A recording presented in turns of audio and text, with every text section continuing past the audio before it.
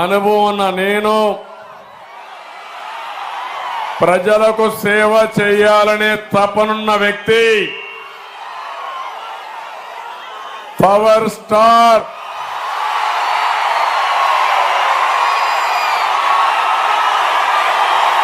నిజమైన నాయకుడు,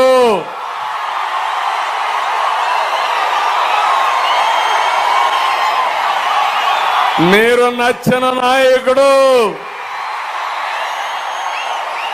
మీరు మెచ్చిన నాయకుడు,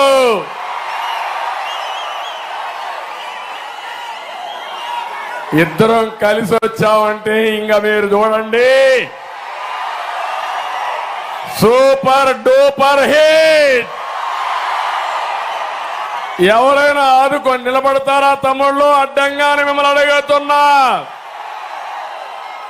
నిలబడితే తొక్కుకుంటా పోతాం సైకిల్తో. గ్లాసు పగలగొట్టాలంటే పదునెక్కుతుంది. పదునెక్కిన గ్లాస్ ఏం చేస్తుందో నాకే తెలియదు. అందుకని ఇంకో పక్క కమలం కూడా సాక్షాత్తు ప్రధానమంత్రి నరేంద్ర మోడీ గారు కూడా కలిసి వస్తున్నాం. ఈరోజు మా కోసరం కలిసింది కాదు. నేను ఒక విషయం అడుగుతున్నా, పచ్చని సీమ, కోనసీమ అవునా కాదా? ప్రశాంతమైన కోనసీమ, అందాల సీమ, మేమందరం మెచ్చిన సీమ ఈ కోనసీమ. దుర్మార్గులు వచ్చారు 5 ఏళ్లుగా, మాఫియాని తెచ్చారు 5 ఏళ్లుగా. కోనసీమని మరో పులివెందల చేయాలనుకుంటున్నారు. ఏం తమ్ముళ్ళు, చేయనిస్తారా మీరు? సహకరిస్తారా మీరు? ఆమోదిస్తారా మీరు? నా అభిమతం, మిత్రుడు పవన్ కళ్యాణ్ గారి అభిమతం ఒక్కటే, 3 జెండాలు. మా అజెండా ఒకే ఒక అజెండా, ఈ కోనసీమని, అందాల సీమని భవిష్యత్తులో బంగారు సీమగా తయారు చేయాలనేది మా ఆలోచన. అంతేకాకుండా ఎక్కడో కాశ్మీర్లో ఇంటర్నెట్ క్యాన్సిల్ చేసి మొన్ననే కులాల మధ్య చిచ్చు పెట్టి వైఎస్ఆర్ కాంగ్రెస్ పార్టీ చలిగాల్చుకుంటూ ఇంటర్నెట్ క్యాన్సిల్ చేశారు. తెలుసు కదా తమ్ముళ్ళు ఏం జరిగిందని అడుగుతున్నా. ఇక్కడుండే మీ తప్పు ఉందా అని మిమ్మల్ని అడుగుతున్నా. ఏ ఒక్కరైనా తప్పు చేశారా అని మిమ్మల్ని అడుగుతున్నా. ఈ బాధ్యత ఎవరిదని మిమ్మల్ని అడుగుతున్నా. జగన్మోహన్ రెడ్డి వైఎస్ఆర్ కాంగ్రెస్ అవునా కాదా అని మిమ్మల్ని అడుగుతున్నా. అవునంటే గట్టిగా చప్పట్లు కూడా చెప్పండి, ఖండించండి. ఇంకొక పక్క నేను ఇప్పుడు వచ్చినప్పుడు ఎప్పుడు నాకు గుర్తుండే వ్యక్తులు ఎప్పుడు శాశ్వతంగా ఉంటారు. ఒకటి బాలయోగి, కోనసీమ ముద్దు బిడ్డ బాలయోగి. బాలయోగిని ఎప్పుడూ నేను మర్చిపోలేను. ఒక సాధారణ కుటుంబంలో పుట్టాడు, ఒక దళిత కుటుంబంలో పుట్టాడు. స్పీకర్ గా పెడితే ఆ కుర్చీకి వన్నీ తీసుకొచ్చాడు, రాణించాడు. అలాంటి వ్యక్తి బాలయోగి గారు. రెండో వ్యక్తి మెట్ల సత్యనారాయణ. ఎన్టీ రామారావు గారు పార్టీ పెడితే మొట్టమొదటిసారిగా పార్టీలో చేరి పార్టీ జెండా మోసిన వ్యక్తి, చనిపోయే వరకు పార్టీ జెండా మోసిన వ్యక్తి. అలాంటి వ్యక్తిని ఒకసారి గుర్తు చేసుకుంటూ ఈరోజు మనం ఈ మీటింగ్ ప్రారంభిద్దాం. అదే మాదిరిగా ఈరోజు నేను మిమ్మల్ని ఒకటే కోరుతున్నా, తెలుగుదేశం పార్టీ, జనసేన, బీజేపీ మేము జట్టు కట్టాం, కూటమిగా వచ్చాం. మా స్వార్థం కోసరం కాదు, ఈ రాష్ట్రాన్ని బాగు చేయడానికి, ఈ 5 సంవత్సరాల్లో మీరు ఒక్కసారి ఆలోచిస్తే రాష్ట్రానికి తీరని నష్టం జరిగింది. ఏం తమ్ముళ్ళు జరిగిందా లేదా? ఒక అహంకారి ఒక విధ్వంసంతో అవినీతితో రాష్ట్రాన్ని సర్వనాశనం చేశాడు. ఈ రాష్ట్రాన్ని 20 ఏళ్ళు వెనక్కెళ్లిపోయాం. ఇప్పుడు ఈ రాష్ట్రాన్ని కాపాడుకోలేకపోతే శాశ్వతంగా మనం కాపాడుకోలేం. మీరు ఒక్కసారి ఆలోచించండి. 2014లో ఎన్డీఏతో కలిసి తెలుగుదేశం పార్టీ పోటీ చేశాం. పవన్ కళ్యాణ్ గారు సమాజం కోసం పోటీ చేయకుండా మమ్మల్ని ఆశీర్వదించాడు, సహకరించాడు. ఈస్ట్ గోదావరి వెస్ట్ గోదావరి జిల్లాలో స్వీప్ చేశాం. అన్ని సీట్లు మనమే గెలిచాం. ఈ రోజు నేను ఒకటే చెప్తున్నా, మీ యొక్క అభిమానం చూస్తున్నా. పిల్లలు తమ్ముళ్ళు చూశాను, టీనేజర్స్ అయితే ఆకాశానికే ఎగురుతున్నారు. ఎప్పుడూ చూడని ఉత్సాహం మా ఆడబిడ్డల్లో. మళ్ళా మంచి రోజులు వస్తాయని మాకు మంగళారతులు ఇచ్చారు మా ఆడబిడ్డలు. మీ ఆశలు నెరవేర్చే బాధ్యత మాది. ఒకప్పుడు మేము అలయన్స్ పెట్టుకున్నప్పుడు ఏదైతే బైఫర్కేషన్ యాక్ట్ లో ఉండే అన్ని తీసుకొచ్చాం. 11 విద్యా సంస్థలు తీసుకొచ్చాం, ఎయిమ్స్ తీసుకొచ్చాం. ఇంకో పక్క మీరు ఒకసారి చూస్తే ఆ రోజు ప్రాజెక్టులన్నీ పూర్తి చేయడానికి పోలవరాన్ని కేంద్రం అనుమతితో నిధులతో 72% పూర్తి చేశాం.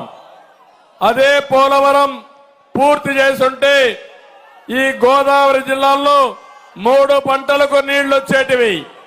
అలాంటి రానియకుండా చేసే పరిస్థితికి వచ్చాడు. అమరావతి 3 ముక్కలు ఆటాడి అసలు రాజధాని లేకుండా చిరునామా లేకుండా 10 సంవత్సరాలు మనల్ని ఆడుకున్న వ్యక్తి ఈ జగన్మోహన్ రెడ్డి అని చెప్పి కూడా నేను మీకు తెలియజేస్తున్నా. నేను ఒకటే మిమ్మల్ని అందరిని అడుగుతున్నా, ఈరోజు మీరు ఒక్క విషయం చెప్పండి. 5 సంవత్సరాలు ఈ ప్రభుత్వంలో రాష్ట్రం చాలా నష్టపోయింది. నాడు వ్యవసాయంలో బెస్ట్ గా ఉండేవాళ్ళం.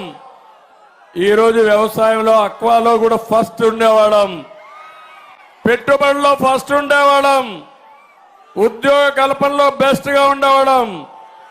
ఏపీ ఆరోగ్య సూచికలో విద్యా ప్రమాణాల్లో నెంబర్ 1 గా ఉండేవాళ్ళం. రోడ్ల అద్దం లాంటి రోడ్లు ఉండేటివి. పథకాలు వినియోగంలో నెంబర్ 1 గా ఉన్నాం. సాగునీటి ప్రాజెక్టులన్నీ పూర్తి చేసి బ్రహ్మాండంగా ముందుకు పోయాం. తమ్ముళ్ళు, ఏ రైతైనా ఆనందంగా ఉన్నాడా అని మిమ్మల్ని అడుగుతున్నా. కోనసీమ డెల్టా ప్రాంతం దేశానికి అన్నం పెట్టిన ప్రాంతం ఇది. అన్నదాత. ఈ రోజు రైతులు ఆల్రెడీ క్రాప్ హాలిడే ఇస్తూ తిండి లేకుండా అప్పుల పాలైపోయి రైతే అవస్థల్లో ఉండే పరిస్థితి వచ్చాడు. మా తమ్ముళ్ళు ఉన్నారు ఇక్కడ పిల్లలు. ఏం తమ్ముళ్ళు మీకు ఉద్యోగాలు వచ్చాయా అని మిమ్మల్ని అడుగుతున్నా. డిఎస్సి పెట్టాడా అని మిమ్మల్ని అడుగుతున్నా. జాబ్ క్యాలెండర్ ఇచ్చాడా అని మిమ్మల్ని అడుగుతున్నా. ఇస్తాడని నమ్మకం ఉందా అని మిమ్మల్ని అడుగుతున్నా. మళ్ళా మీకు జాబ్ రావాలంటే మళ్ళా మేము కూటమి రావాలి. నాకు కొన్ని ఆలోచనలున్నాయి.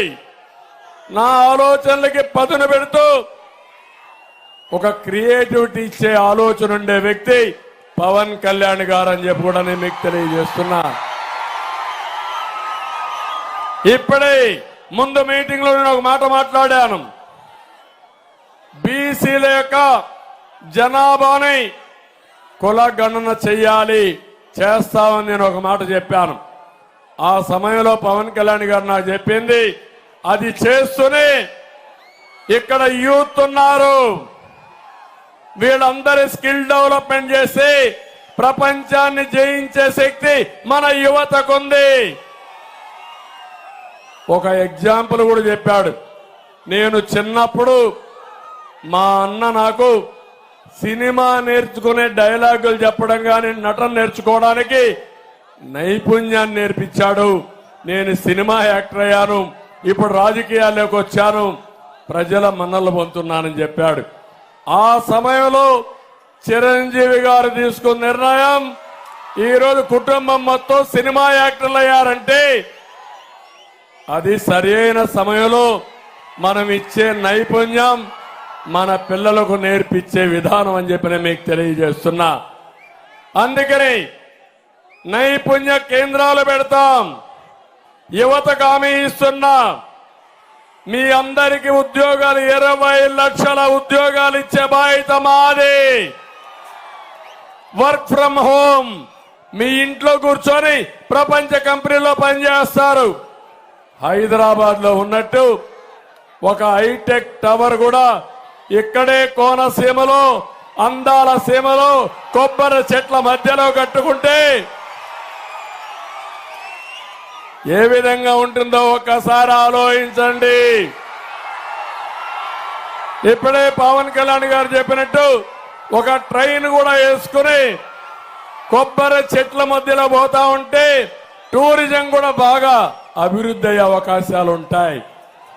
అలాంటి బ్రహ్మాండమైన అవకాశాలుండే ప్రాంతం, ఎన్నో అభివృద్ధి కార్యక్రమాలు చేయగలిగే ప్రాంతం ఇది. నేను అందుకే మిమ్మల్ని అందరినీ కోరుతున్నా, తమ్ముళ్ల భవిష్యత్తు ఏమమ్మా, ఆడబిడ్డలు మీరు ఆలోచించండి, తల్లిదండ్రులు మీరు ఆలోచించండి. ఈరోజు రాష్ట్రంలో చూస్తే ఎక్కడ చూసినా జే బ్రాండ్ మద్యం వచ్చిందా లేదా ఒక్కసారి ఆలోచించండి.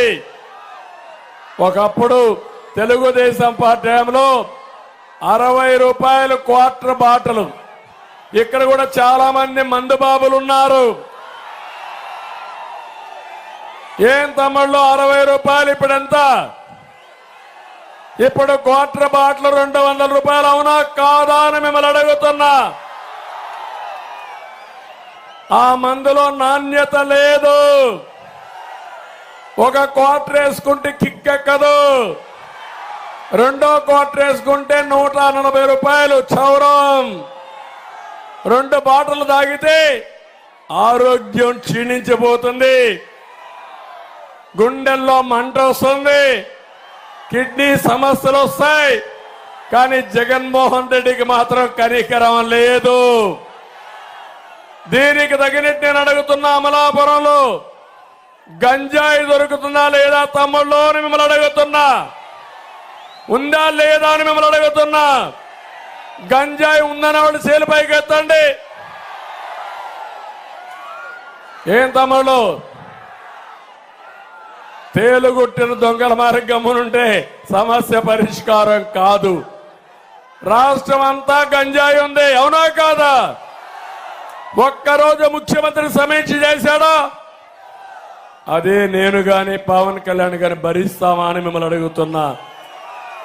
మన బిడ్డలు గంజాయి పాలైతే ఒకసారి అలవాటు చేసుకుంటే ఎవ్వరూ కాపాడలేము. అది మా బాధ.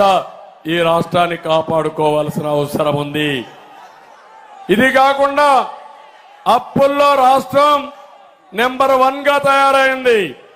దివాలా తీసే పరిస్థితి వచ్చింది. కడాన అప్పుల కోసం మీరు చూస్తే మద్యాన్ని తాకట్టు పెట్టి 25,000 కోట్ల రూపాయలు తెచ్చారంటే ఈ డబ్బులు ఎవరు కట్టాలని అడుగుతున్నా.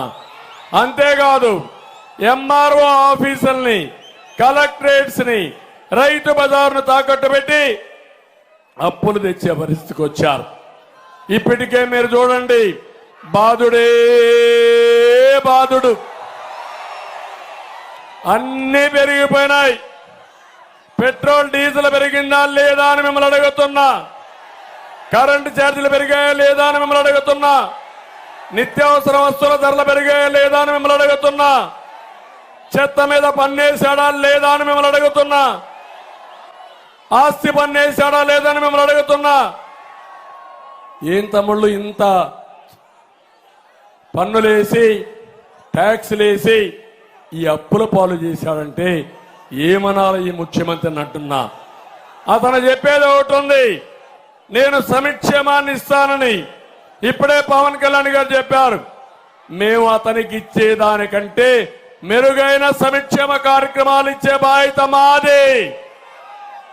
అతను 10 రూపాయలు ఇస్తే మేము 15 రూపాయలు ఇస్తాం, తగ్గించాం. తెలుగుదేశంలో 19% సంక్షేమ కార్యక్రమాల్లో బడ్జెట్లో పెడితే ఇతనిచ్చేది 15%. కానీ రూపాయి పెడితే 1000 రూపాయలు పబ్లిసిటీ ఇచ్చుకునే రకం ఇతను. చేసేది గోరంతా, పబ్లిసిటీ కొండంత. అదే జగన్మోహన్ రెడ్డి చేసే జగన్ నాటకం అని చెప్పి కూడా నేను మీకు తెలియజేస్తున్నా. అందుకనే మీరందరినీ ఒకే విషయం ఇప్పుడు కోరుతున్నాను.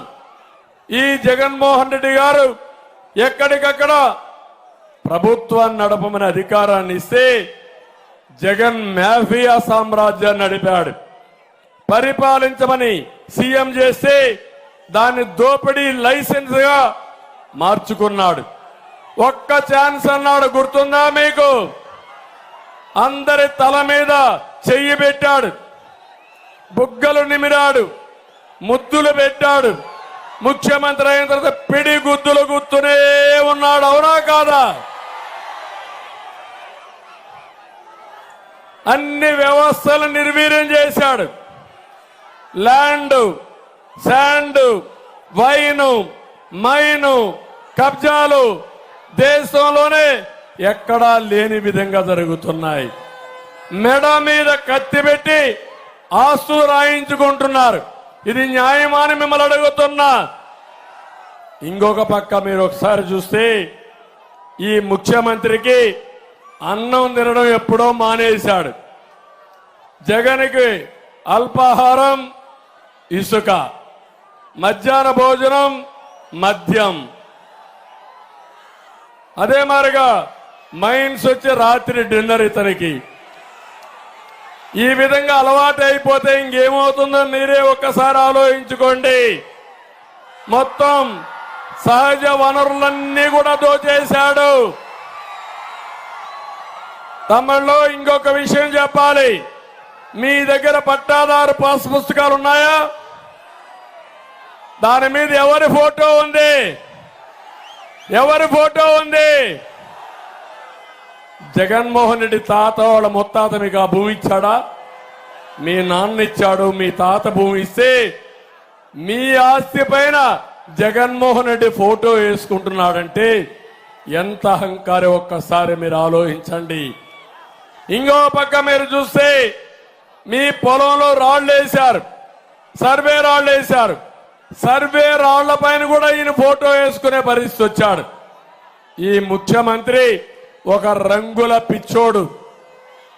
ఇంకో పక్క ఎక్కడ చూసినా ఒక అహంభావంతో ఇష్టానుసారంగా రాష్ట్రాన్ని సర్వనాశనం చేయడానికి ముందుకు పోయాడు.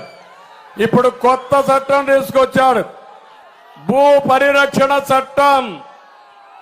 ఆ చట్టంలో మీకు ఒరిజినల్స్ కూడా ఎవరంటారు? రిజిస్ట్రేషన్ అయితే అన్ని ఆయన దగ్గరనే పెట్టుకుంటాడంట. అంటే రేపు రాబోయే రోజుల్లో మీ భూమిని తాకట్టు పెట్టినా వేరే వాళ్ళకి రాయించినా మీరు అడగలేని పరిస్థితి. ఇలాంటి చాలా జరిగే పరిస్థితి వస్తా ఉంది. అందుకే మీ అందరినీ గట్టిగా చెప్పడానికి మేము ఇక్కడికి వచ్చాం. ఈరోజు మీరు ఒక్కసారి చూడండి, ముఖ్యమంత్రి 5 ఏళ్ళు అయింది. 99% మేనిఫెస్టోలో పనులన్నీ చేశానని చెప్పాడు. నేను అడుగుతున్నా, పనులన్నీ చేస్తే నిన్న డ్రామా చేస్తున్నాడు. మనుషులను పట్టుకొచ్చి ఆరోగ్యశ్రీ సమస్యలు, తాగునీటి కష్టాలు, భూ వివాదాల పైన పిటిషన్లు తీసుకుంటూ పరిష్కారం చేశానని త్యాగమూర్తిని ప్రొజెక్ట్ చేసుకునే పరిస్థితికి వచ్చాడు. నేను ఒకటే చెప్తున్నా, ఈ ముఖ్యమంత్రికి 5 ఏళ్ల ముఖ్యమంత్రిగా పనిచేసి ఆరోగ్యశ్రీ కింద 3200 రోగాలకి పూర్తిగా డబ్బులు ఇచ్చారని చెప్పి అబద్ధాలు చెప్పి ఇంతవరకు మీరు చూస్తే కనీసం ఆరోగ్యశ్రీ పడకేసింది. ఎక్కడ హాస్పిటల్స్ లో మందులు లేవు. దివాలా తీసిన విధానాలతో, మభ్యపెట్టే విధానాలతో ముందుకు పోయాడని చెప్పి కూడా నేను మీకు తెలియజేస్తున్నా. ఇక్కడికి వచ్చినప్పుడు ఇంకొక విషయం, ఎప్పుడు అంటాడు బటన్ నొక్కానని. నేను అడుగుతున్నా, నువ్వు బటన్ నొక్కింది ఎంత, నువ్వు బుక్కింది ఎంత, మీ వాళ్ళు దోచింది ఎంత, సమాధానం చెప్పే ధైర్యం ఉందా అని అడుగుతున్నా. సవాలు విసురుతున్నా. నేను అడుగుతున్నా, ఈ బటన్ నొక్కేది మద్యపాన నిషేధం పైన ఎందుకు బటన్ నొక్కలేదని అడుగుతున్నా. సిపిఎస్ రద్దుకు ఎందుకు నొక్కలేదని అడుగుతున్నా. మా తమ్ముళ్ళ ఉద్యోగాల కోసం, డిఎస్సి కోసం బటన్ ఎందుకు నొక్కలేదో సమాధానం చెప్పమని అడుగుతున్నా. సమాధానం చెప్పే పరిస్థితిలో ఈ ముఖ్యమంత్రి లేడు. అమలాపురంలో దళితులున్నారు. దళితులందరికీ ఒకటే విజ్ఞప్తి చేస్తున్నా, 5 ఏళ్లుగా మీకేమైనా ఈ ముఖ్యమంత్రి చేశాడా అని అడుగుతున్నా. 27 సంక్షేమ కార్యక్రమాలు రద్దు చేశాడు. ఎస్సీ సబ్ ప్లాన్ రద్దు చేశాడు. ₹1 ఖర్చు పెట్టలేదు. బెస్ట్ అవైలబుల్ స్కూల్స్ అన్ని రద్దు చేశాడు. కులాంతర వివాహాలకు ఇచ్చే ప్రోత్సాహాన్ని రద్దు చేశాడు. ఇన్నోవా కార్లు ఇస్తే అవి కూడా రద్దు చేసే పరిస్థితికి వచ్చాడు. విదేశాల్లో చదువుకోవడానికి అంబేద్కర్ గారి పేరుతో విదేశ విద్యా విధానాన్ని తీసుకొస్తే దాని పేరు మార్చి జగన్ రెడ్డి పేరుతో విదేశ విద్యా విధానం పెట్టుకున్నారు. అది కూడా ఇచ్చే పరిస్థితిలో లేడు. మీరే చూశారు, ఒక డ్రైవర్ని చంపి, ఒక ఎస్సీని చంపి డోర్ డెలివరీ ఇచ్చారంటే ఎంత అహంభావం వెళకుందో అర్థం చేసుకోవాలి. రేపు గాని మళ్ళీ ఇలాంటి ప్రభుత్వం వస్తే దళితుల్నే కాదు ప్రతి ఒక్కరిని చంపి డోర్ డెలివరీ చేసినా ఆశ్చర్యం లేదు. ఈరోజు నేను ఉన్నాను, 14 సంవత్సరాల ముఖ్యమంత్రిగా ఉన్నా ఈ రాష్ట్రంలో. పవన్ కళ్యాణ్ గారు ఉన్నారు. రాజకీయం కోసం కాదు ఆయన వచ్చింది, ఆదాయం కోసం కాదు ఆయన వచ్చింది. ఆయన డబ్బులు కావాలంటే ఒక సినిమా యాక్ట్ చేస్తే బోల్డెంత డబ్బులు వస్తుంది, హ్యాపీగా దర్జాగా ఇంట్లో పడుకునే అవకాశం ఉంది. కానీ వచ్చింది ప్రజల కోసం వచ్చాడు.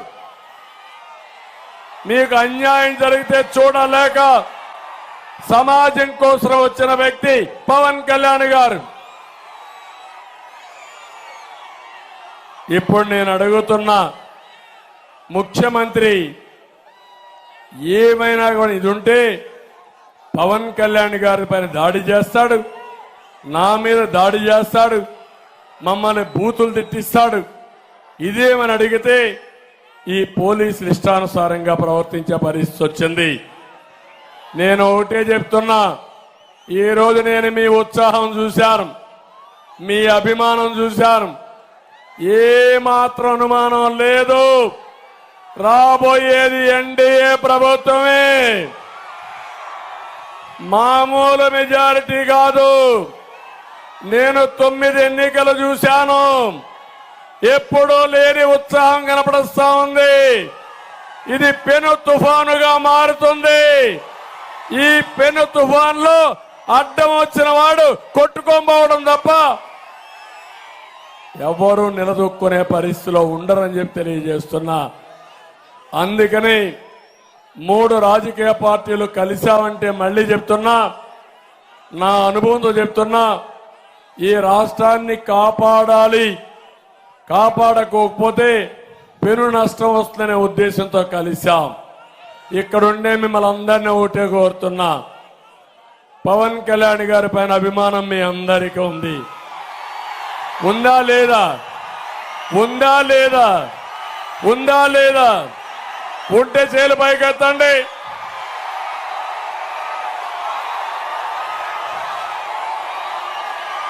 ఓకే, ఇప్పుడు అడుగుతున్నా నేను మిమ్మల్ని అందరినీ, పవన్ కళ్యాణ్ గారి మీద అభిమానం ఉండి ఇక్కడికి వచ్చి ఈళ్ళేసి ఆకాశానికి ఎగిరి సంఘీభావాన్ని తెలియజేసి ఇంట్లో పడుకుంటే న్యాయమాని మిమ్మల్ని అడుగుతున్నా. ఇక్కడ ఏం చేయాలి? మీ బాధ్యత.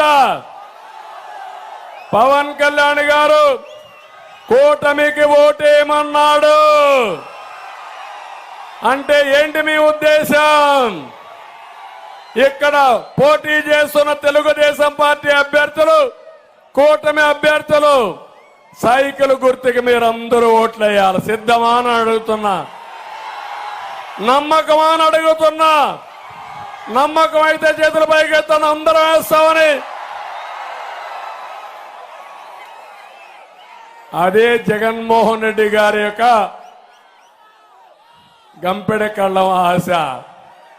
మీకు జ్ఞాపకం ఉంటుంది, ఎవరన్నా చనిపోతే అక్కడ నిలబెట్టి మళ్ళా బతుకుతాడని 2-3 దిక్కల చెవులో ఊతా ఉంటారు.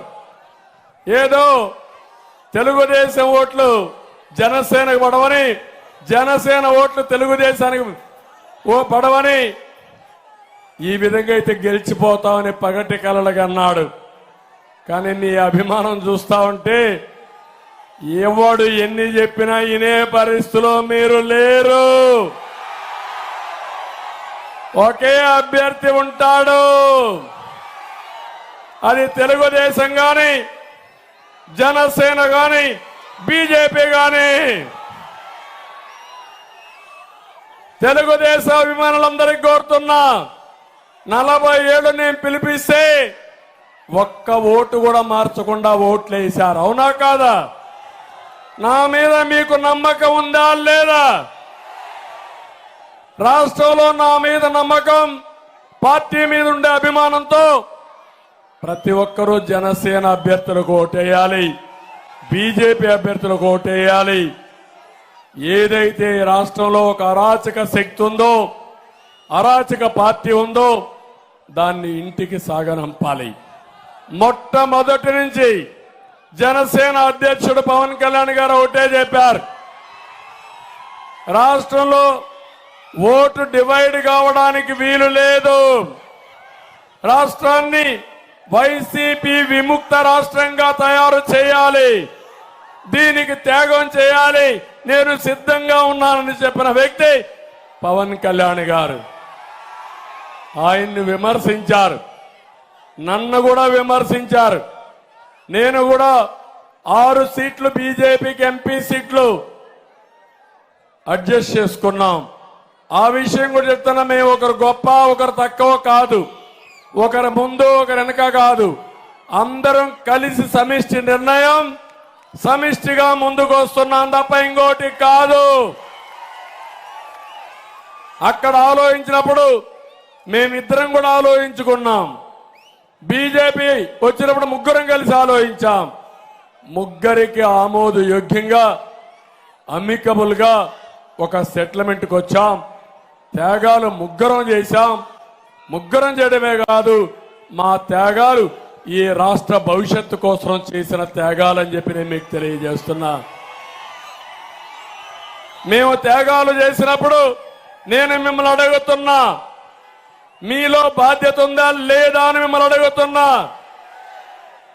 పవన్ కళ్యాణ్ గారు తిట్టించుకున్నారంటే, నేను కూడా తిట్లకు భరించానంటే, కడాన నేను కష్టాల్లో ఉన్నప్పుడు నేరుగా వచ్చి సంఘీభావాన్ని తెలియజేసిన వ్యక్తి పవన్ కళ్యాణ్ గారు. అది కూడా నేను మర్చిపోలేను. ఇవన్నీ చేశాం కాబట్టి ఈరోజు మేము నిలబడ్డాం కాబట్టి మీరు మమ్మల్ని ఆదరిస్తున్నారు. మేమే నిలబడకపోతే మీరు ఆదరించే పరిస్థితి లేదు. అవునా కాదా? మీరు కూడా ఈరోజు సిద్ధంగా వచ్చారు, దానికే మిమ్మల్ని అందరినీ అభినందిస్తున్నా. మన నియోజకవర్గానికి వస్తే స్కామ్ అంటే అందులో ఒక స్కీమ్ పరంగానే ఒక స్కామ్ ఉంటుంది. పేద ప్రజల కోసం 100 ఎకరాల భూమి సమీకరించారు. నేను అడుగుతున్న ఎకరాకు 10 లక్షల పైగా మంత్రి ఆయన అనుచరులు మింగేశారు. చదువు పేరుతో మళ్ళీ చదువు చేయాలని అందులో కూడా డబ్బులు కొట్టేశారని లేదా అని మిమ్మల్ని అడుగుతున్నా. మెడికల్ కాలేజీ పేరుతో రైతుల దగ్గర 50 ఎకరాలు సేకరించారు. ప్రభుత్వానికి 78 లక్షల రూపాయలు చెల్లిస్తే రైతుకు 50 లక్షలు ఇచ్చారు. 28 లక్షలు ఎవరి జోబులో పోయింది తమ్ముడు అని అడుగుతున్నా మిమ్మల్ని. ఇక్కడుండే మంత్రి, ఇక్కడుండే ఎమ్మెల్యే 28 లక్షలు కొట్టేశారా లేదా అని మిమ్మల్ని అడుగుతున్నా. దోచేశారంటే గట్టిగా చెప్పండి కూడా చెప్పండి అవునని. అమలాపురం పట్టణ మున్సిపాలిటీ పార్కింగ్ స్థలాన్ని కూడా అద్దెకు తీసుకున్నారు ఈ మంత్రి అనుచరులు. అక్వా చెరువులు కావాలంటే అనుమతి కావాలంటే కప్పం కట్టాలి. రొయ్యల పిల్ల వైరస్ కంటే వైసీపీ వైరస్ తోనే అక్వాకి ఎంతో నష్టం వచ్చింది. పూర్తిగా నష్టపోయారు. ఒకటే హామీ ఇస్తున్నా, అక్వా రైతులకు ₹1.50 కరెంట్ ఇచ్చే బాధ్యత మేము తీసుకుంటామని మీ అందరికీ హామీ ఇస్తున్నా. అదే మాదిరిగా ఒక నిర్దిష్టమైన కార్యక్రమంతో మేము ముందుకు వస్తున్నాం. నేను 6 సూత్రాలంటే సూపర్ 6 తీసుకొచ్చాం. పవన్ కళ్యాణ్ గారు 4 సూత్రాలను యాడ్ చేశాడు. టాప్ 10 కింద సూపర్ 10 కింద మీ దగ్గరకు వస్తున్నామని చెప్పి కూడా నేను మీకు తెలియజేస్తున్నా. అందులో మా ఆడబిడ్డలకు ప్రత్యేకంగా ఆడబిడ్డ నిధి. ఒక ఆడబిడ్డ ఉంటే కుటుంబంలో 1500, ఇద్దరుంటే 3000, ముగ్గురుంటే 4500, నలుగురుంటే 6000. ఆంక్షలు లేవు. మొదటి తారీఖున జీతాల మరుగా మీ ఇంటికి వచ్చే బాధ్యత, మీ అకౌంట్కి వేసే బాధ్యత మేము తీసుకుంటాం. అదే సమయంలో ఏదైతే పిల్లలున్నారో అమ్మకు వందనం కింద ఒకే ఆలోచన చేశాం. తల్లికి వందనం కింద ఒక బిడ్డ ఉంటే 15,000, ఇద్దరుంటే 30,000, ముగ్గురుంటే 45,000, నలుగురుంటే 60,000, 5 మంది ఉంటే 75,000 కూడా ఇవ్వడానికి మేము సిద్ధంగా ఉన్నాం. భవిష్యత్తులో పిల్లలే మన సంపద. వాళ్ళని చదివిస్తాం, నైపుణ్య కేంద్రాలు పెడతాం. ఎవరెవరికి ఏ నైపుణ్యం ఉందో పవన్ కళ్యాణ్ గారు చెప్పినట్టు నేను ముందుగానే అభిరుచులు గాని వాళ్ళ నైపుణ్యాన్ని బేరీ చేస్తాం. ఎట్లయితే జనగణన చేస్తామో స్కిల్ మీద ఎక్కడికక్కడ ఎన్యూమరేట్ చేస్తాం. మీ యొక్క ప్రపంచంలో ఉండే అవకాశాలు చూస్తాం. ఆ అవకాశాలు చూసి మీకు స్కిల్ డెవలప్మెంట్ చేసి మిమ్మల్ని ప్రయోజకులుగా మీ భవిష్యత్తు బంగారు భవిష్యత్తు ఇచ్చే బాధ్యత మాదని మీ అందరికీ హామీ ఇస్తున్నా. నేను వారికి చాలా మంచి ఆలోచన ఇచ్చారు. నేనేదో జనాభా కుల గణన చేయాలంటే కాదు, వాళ్ళ నైపుణ్య గణన చేయాలని చెప్పిన వ్యక్తి పవన్ కళ్యాణ్ గారు. అది చేసి దానికంతా కూడా మేము కూర్చుంటాం. ఏమి చేస్తే బాగుంటుందో అవి చేయడానికి మేము సిద్ధంగా ఉన్నామని చెప్పి కూడా నేను మీకు తెలియజేస్తున్నా. ధరలు పెరిగాయి. మా ఆడబిడ్డలకు హామీ ఇస్తున్నా, 3 వంట గ్యాస్ సిలిండర్లు ఉచితంగా ఇస్తాం. ఆర్టీసీ బస్సుల్లో ఉచిత ప్రయాణం. అన్ని విధాలా మిమ్మల్ని ఆదుకుంటాం.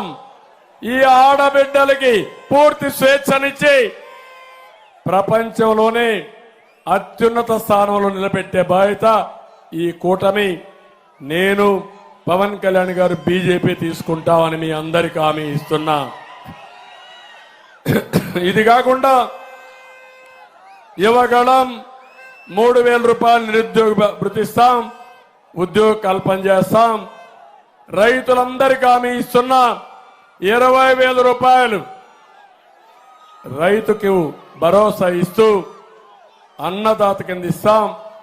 ఇది కాకుండా ఈరోజు ఒకటే హామీ ఇస్తున్నా, పేదవాళ్ళకందరికీ పింఛన్లు ఇచ్చే బాధ్యత మాది. పింఛన్లు పెట్టిందే తెలుగుదేశం పార్టీ. 200 రూపాయలు 2,000 చేశాం. సంవత్సరం అంతా కష్టపడి 1,000 మాత్రం పెంచగలిగాడు. నేను ఇప్పుడు హామీ ఇస్తున్నాను, ఇంటి దగ్గరనే మొదటి తారీఖున ప్రతి ఒక్కరికి పింఛన్లు ఇచ్చే బాధ్యత మాది. పెంచిన 4,000 రూపాయలు ఏప్రిల్ నుంచే ఇస్తామని ఈ సభాముఖంగా మీ ముందర తెలియజేస్తున్నా.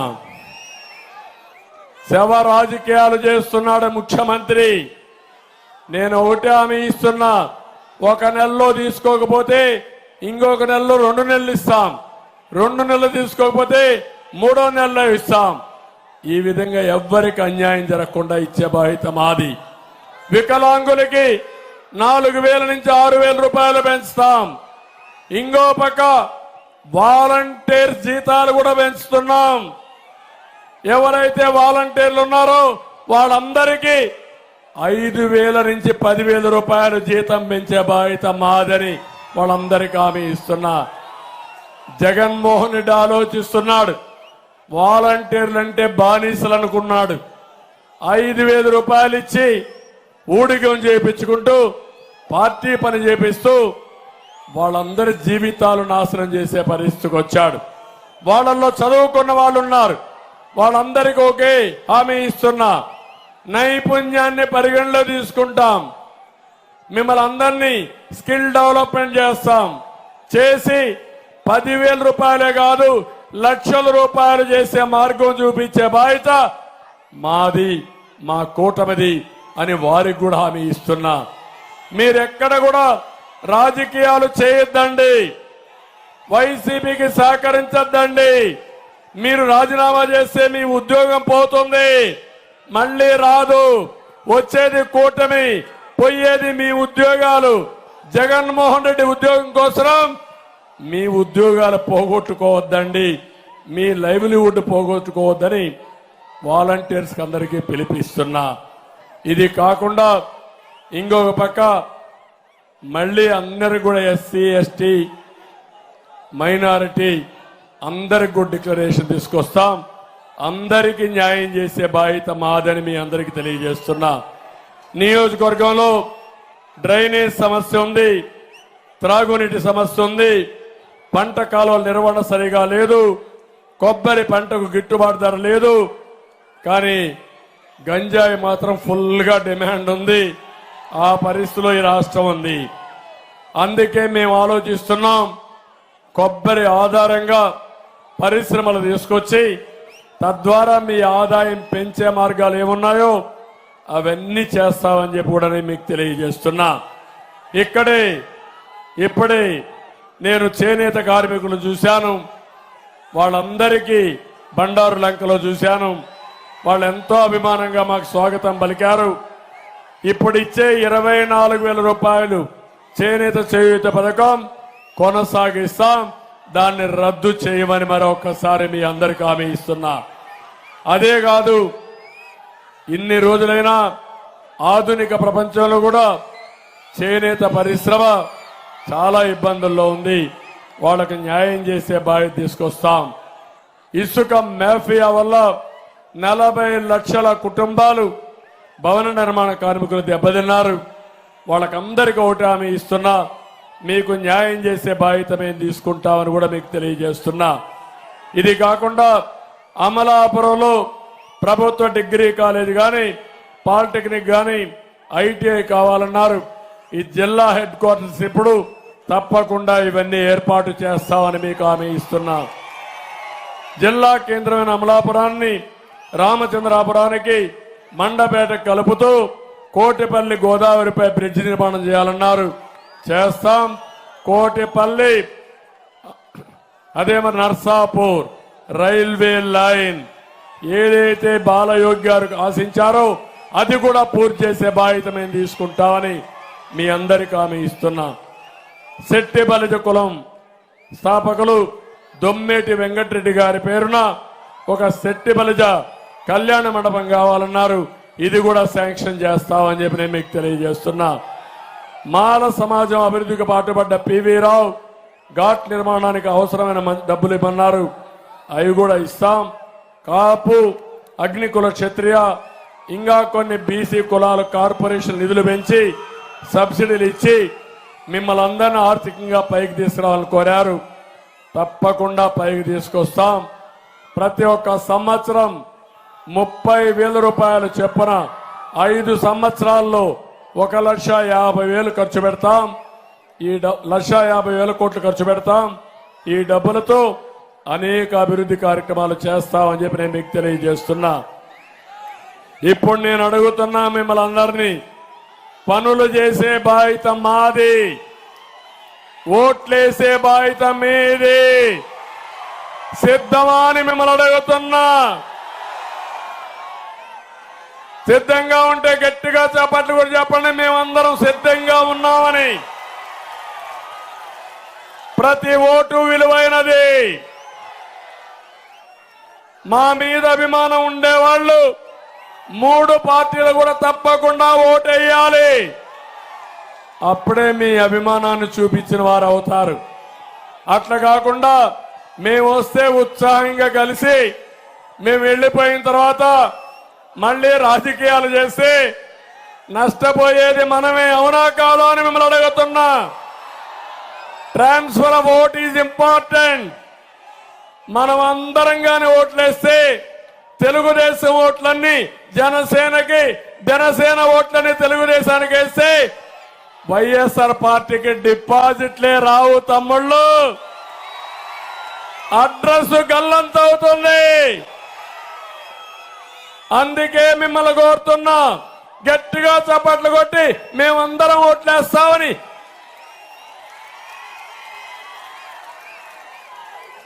రెండు రోజులే మేము మీటింగ్లు పెట్టింది, రోడ్ షోలు పెట్టింది ఇద్దరం. నిన్న ఈ రోజు పెట్టాం గోదావరి జిల్లాల్లో, అదిరిపోయింది. మళ్ళీ 16వ తారీఖున కృష్ణా జిల్లా విశాఖపట్నంలో పెడుతున్నాం. ఆ దెబ్బతో ఇప్పటికే జ్వరం వచ్చింది. ఈరోజు జగన్మోహన్ రెడ్డి బయట రాలా. ఆ 2 మీటింగ్లు అవుతానే ప్రతిరోజు జ్వరం వస్తుంది, ఇంట్లోనే పడుకునే పరిస్థితి వస్తుంది. కాబట్టి మీరు కూడా ఒకటే కోరుతున్నా, మా పట్ల సంఘీభావాన్ని తెలియజేయాలంటే మీటింగ్లు పెడితే ఇదే మరి రావాల. ప్రతి ఇంటి మీద తెలుగుదేశం పార్టీ, జనసేన జెండా కట్టాలి. అది చూస్తే అందరూ భయపడిపోవాలి. సిద్ధమా అని అడుగుతున్నా. ఈరోజు ఎంత పిరికితనం అంటే, పవన్ కళ్యాణ్ గారి హెలికాప్టరు రాజమండ్రిలో ఉంది. ఆయన రావాలంటే ఆ హెలికాప్టర్ రానికుండా కుట్రబన్నారు వీళ్ళు. ఎంత నీచం తమ్ముళ్ళు. మళ్ళా నేను ఇక్కడి నుంచి హెలికాప్టర్ పంపించిన తర్వాత అప్పుడప్పుడు కావాలని అడ్జస్ట్ చేసి పంపించారు. అంటే పవన్ కళ్యాణ్ గారి మీటింగ్ జరగకూడదు, జరిగితే ఇక్కడ ఉత్సాహం చూశారు, అదిరిపోతుంది, తట్టుకోలేమని అసూయతోనే, పిరికితనంతో, భయంతో రానియకుండా చేశారు, సెబటైజ్ చేశారు. అంటే ఇది న్యాయమా? ఎప్పుడన్నా మనం చేశామా ఇవి? నేను ఒకటే చెప్తున్నా, కబద్దార్ జాగ్రత్తగా ఉండండి. అధికారులు కూడా కోరుతున్నా, కోడ్ ఆఫ్ కాండక్ట్ మీరు ఫాలో కండి. ఇప్పుడంతా ఎన్నికల కమిషన్ ఆధ్వర్యంలో మీరు పనిచేస్తున్నారు. మాకు ఏ రూల్స్ అయితే వర్తిస్తాయో ఆ రూల్స్ జగన్మోహన్ రెడ్డి కూడా వర్తించాలి. జగన్మోహన్ రెడ్డి ఎక్స్పైర్ అయిపోయినటువంటి అధికారం ఇంకా ముఖ్యమంత్రిగా ఉన్నా ఆయన అధికారం లేదు. డబ్బులు శాంక్షన్ చేయాలన్నా, రెగ్యులర్ గా డబ్బులు ఇవ్వాలన్నా ఎన్నికల కమిషన్ నిఘా ఉంది. ఏ ప్రాజెక్ట్ ఇవ్వడానికి కూడా వీలు లేదు, ఏ హామీ ఇవ్వడానికి కూడా వీలు లేదు. ఆయన మామారిగా హామీ ఇవ్వాలి, ఎన్నికలైన తర్వాత పనులు చేయాలి తప్ప ఇప్పుడు చేయడానికి కూడా వీలు లేదని చెప్పి కూడా నేను మీకు తెలియజేస్తున్నా. ఇవన్నీ చూసిన తర్వాత చిల్లర రాజకీయాలు చేసేవాళ్ళు కొట్టుకొని పోతారు. ఎప్పుడు కూడా నేను చరిత్రలో చూసా, అహంకారం పనికిరాదు. ఒక్క విషయం చెప్తున్నా మీకు, కోనసీమలో చిరంజీవికి జగన్మోహన్ రెడ్డికి కంపారిజన్ ఉందా తమ్ముళ్ళు? కంపారిజన్ ఉందా అని అడుగుతున్నా మిమ్మల్ని, ఉందా అని అడుగుతున్నా. చిరంజీవి కొన్ని సంవత్సరాలుగా చిత్రసీమలో రారాజుగా వెలిగినటువంటి వ్యక్తి. వారి యొక్క కళామ తల్లికి చేసిన సేవలు గుర్తుపెట్టుకుని కేంద్ర ప్రభుత్వం కూడా పద్మ విభూషణ్ ఇచ్చారా లేదా అని మిమ్మల్ని అడుగుతున్నా. అదే మరిగా Rajamouli one of the best director. ఆయన సినిమాలు తీశాడు, బాహుబలి ఇవన్నీ. త్రిబుల్ కూడా మనం తీశాడు. ఆయనకు కూడా పద్మభూషణ్ ఇచ్చారు. అలాంటి మహామహుల్ని, సినిమా హీరోల్ని పిలిపించి ఇంటి దగ్గర అవమానం చేసిన విధానం ఒక్కసారి మీరు గుర్తుపెట్టుకోవాలి. నేను 14 సంవత్సరాల ముఖ్యమంత్రిగా ఉన్నా. ఏ నటుడు కూడా నేను అవమానం చేయలా. నటుల్ని గౌరవించిన సంస్కారం మాది. పవన్ కళ్యాణ్ గారి సినిమాలు వస్తే కనీసం సినిమాల్లో ఆడడానికి రేట్లు కూడా ఇవ్వని దుర్మార్గుడు ఈ జగన్మోహన్ రెడ్డి. అంటే మనమందరం ఆయనకు బానిసలు కాబట్టి ఆయనకు ఊడిగం చేస్తే మన సినిమాకు రేట్ ఇస్తాడు. వీళ్ళ అబ్బా సొత్తు, వీళ్ళ నాయన సొత్తు అనుకున్నాడు. అలాంటిది చిరంజీవి గారిని, సినిమా ఇండస్ట్రీ మొత్తాన్ని అవమానం చేసిన వ్యక్తి, అహంకారైనటువంటి వ్యక్తి ఈ దుర్మార్గుడు. కానీ పవన్ కళ్యాణ్ గారిని నేను అభినందిస్తున్నా, బాలకృష్ణని అభినందిస్తున్నా. నీ సినిమాలను ఏమైనా చేసుకో, ఆడగనకపోతే చూసుకుంటాం, నాకు మెరిట్ ఉంటే ఆడతాయని చెప్పిన వ్యక్తులు పవన్ కళ్యాణ్ గారు అని చెప్పి కూడా నేను మీకు తెలియజేస్తున్నా. ఒక సంస్కారం ఉండాలి, కుసంస్కారం మంచిది కాదు. అందుకే మీరు ఆలోచించుకోవాలి. సంస్కారం లేని వాళ్ళు అదే అంటారు పెద్దవాళ్ళు సుభత్ శతకంలో, సునకాన్ని తీసుకుపోయి సింహాసనం పైన కూర్చొని పెడితే దాని బుద్ధి మారదని. అదే జరిగింది రాష్ట్రంలో. అందుకే మీ ఉత్సాహం చూస్తే ఇక్కడే ఉండిపోవాలనిపిస్తా ఉంది, కానీ ఇప్పటికే ఆలస్యం అయింది. అందుకే కోరుతున్నా, ఈరోజు మేము మా ఇద్దరికి ఫుల్గా నిద్ర వస్తుంది. గట్టిగా చెప్పాలి, హలో ఏపీ. హలో ఏపీ అంటే bye bye Jagan. Hello AP, hello AP, hello AP, hello AP, hello AP. సిద్ధంగా ఉన్నారు? ఓకే, చాలా సంతోషం. అందరికీ నమస్కారాలు. జై హింద్.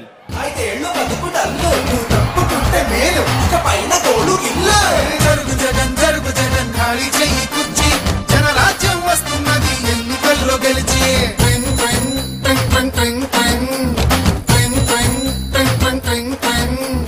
వెళ్ళు వెళ్ళు వెళ్ళు, నువ్వు పక్క సైడ్కెళ్ళు, ఈ ఒక్క ఛాన్స్ చాలు.